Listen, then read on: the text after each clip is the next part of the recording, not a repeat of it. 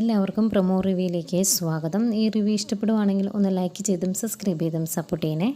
അപ്പോൾ സ്റ്റേഷനിൽ ചെന്ന് ലോക്കപ്പിലാക്കിയേക്കുവാണ് നന്ദേനെ. നന്ദയ്ക്ക് നല്ല ദേഷ്യം വരുന്നുണ്ട്. അന്നേരം നന്ദ വിളിച്ചു പറയുന്നുണ്ട്, നിങ്ങളുടെ കമ്മീഷണർ സാറാണ് തെറ്റ് ചെയ്തത്. എൻ്റെ മകളാണ് ഗൗരി, അദ്ദേഹമാണ് എൻ്റെ കുട്ടീനെ പിടിച്ചു വെച്ചേക്കുന്നത്. എന്നിട്ട് എന്നെ ലോക്കപ്പിലിട്ട് വെക്കുക, മര്യാദയ്ക്ക് എന്നെ ഇവിടുന്ന് ഇറക്കി വിടാൻ നോക്കുക എന്നൊക്കെ നന്ദ ഇങ്ങനെ ദേഷ്യപ്പെട്ട് ഉറക്കെ വിളിച്ച് പറയുന്നുണ്ട്.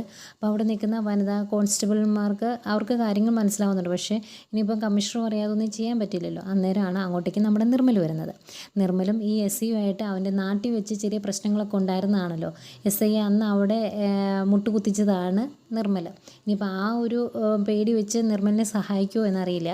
പിന്നീട് ഗൗതത്തെ കാണിക്കുന്നുണ്ട്. ഗൗതത്തിന് ആകെ സങ്കടം വരുന്നുണ്ട്. ഗൗരി ആ സ്റ്റേജിൽ വെച്ച് ചോദിച്ച ഓരോ കാര്യങ്ങളും തൻ്റെ സ്വന്തം മകളാണെന്ന് അറിഞ്ഞില്ലല്ലോ എന്നോർത്ത് ഓരോ സന്ദർഭങ്ങളും ഇങ്ങനെ ഓർക്കുമ്പം ഗൗതത്തിന് സങ്കടം വരുന്നുണ്ട്. കണ്ണ് നിറഞ്ഞു വന്ന് കണ്ണ് തുടയ്ക്കുമ്പം നന്ദുമോൻ ചോദിക്കുന്നുണ്ട്, അപ്പം പപ്പയ്ക്ക് ഗൗരിയോട് സ്നേഹമുണ്ടല്ലേ എന്ന്.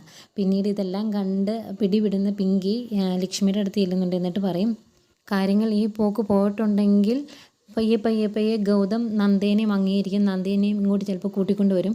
അപ്പോൾ പിന്നെ എൻ്റെ സ്ഥാനം എന്താണ്, ഞാൻ എന്തിനാ പിന്നെ അമ്മായി ഇവിടെ നിൽക്കുന്നത് എന്ന് ചോദിച്ചിങ്ങനെ ലക്ഷ്മിയുടെ അടുത്ത് പൊട്ടിക്കരയുന്ന പിങ്കിയും കാണിക്കുന്നുണ്ട്. ഇതൊക്കെയായിരുന്നു പ്രമോ വിശേഷങ്ങൾ.